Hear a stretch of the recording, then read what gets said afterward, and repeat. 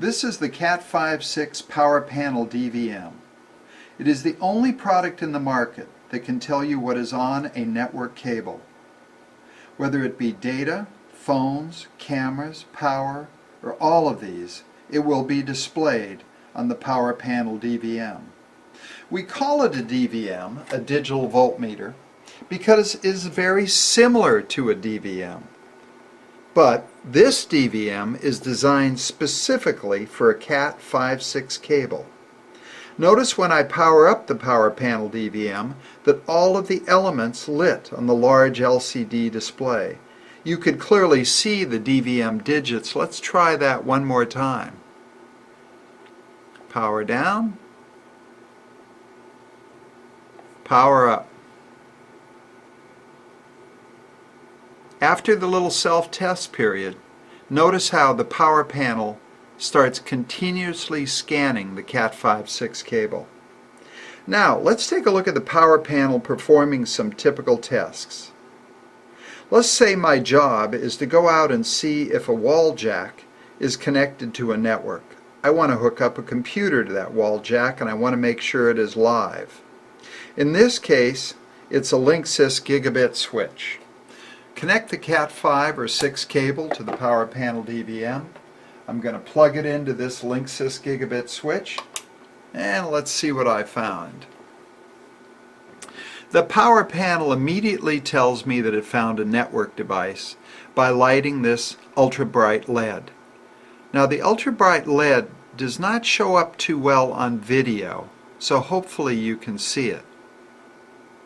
It also notifies me that it sees the transmit pulses from the switch on 1-2 and on 3-6, and that this switch is capable of 10, 100, 1000, half and full duplex.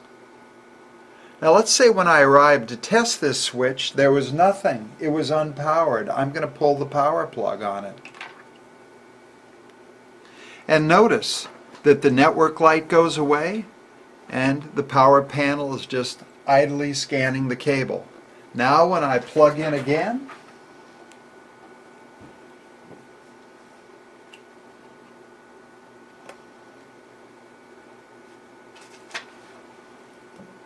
the network light is back on and the power panel sees the link pulses.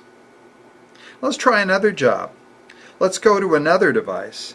In this case, a 24-port Cisco switch. Our job here is to plug in a voice over IP phone and get it working, or maybe a surveillance camera. There's two things we need. We need a switch that's capable of 100 megabits a second for this job, and this is a device that is powered by power over Ethernet, so we want to make sure we have available power over Ethernet voltage. Let's go ahead and plug into port 20.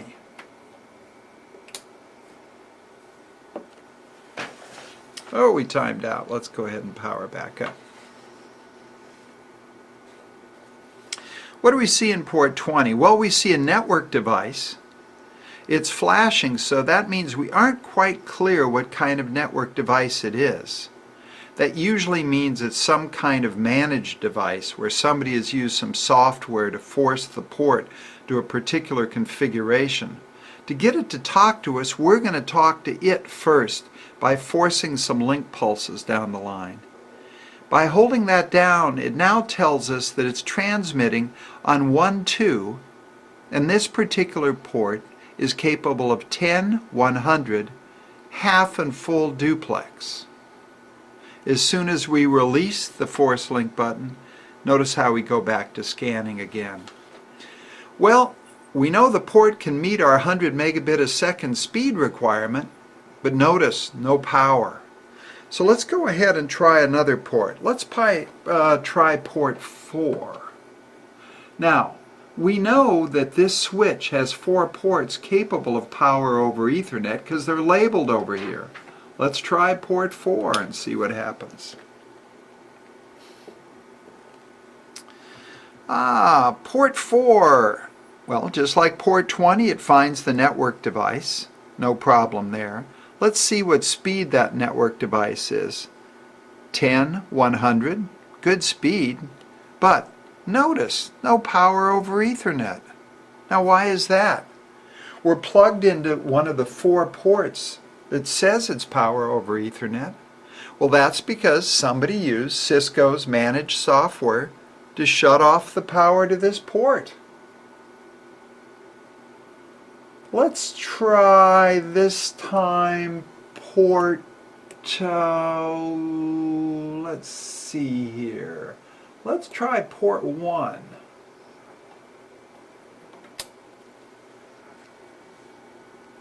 Well, let's see how fast port 1 is. Port 1 is capable of 10, 100, half and full duplex, but still no power. Well, let's try port 2.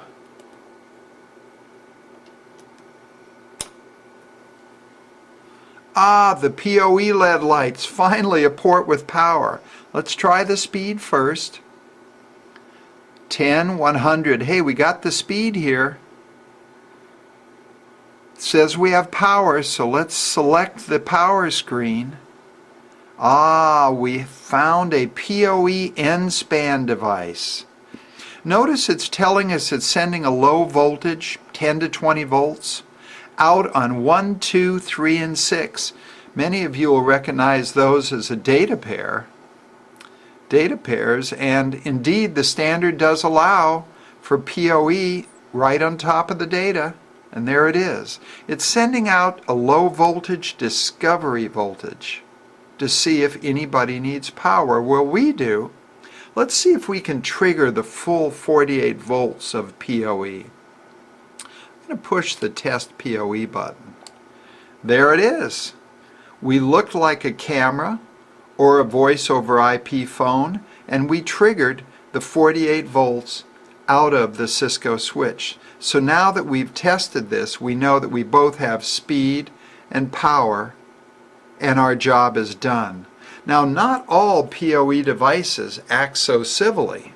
Some of them always have the 48 volts to start, and they're pretty dangerous devices.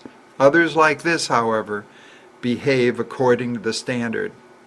So if all of this makes it look like a Cat 5.6 cable is a very crowded environment, it is. And that's what makes the power panel DVM so indispensable. Now, the power panel is available 2 ways. You can buy it in the clamshell package as part number PoE1000, or you can get it packaged in with our real-world certifier. We call it the Cable and Power Test Kit. This is the only kit that can test your cable, your devices, and any power that might be on the cable.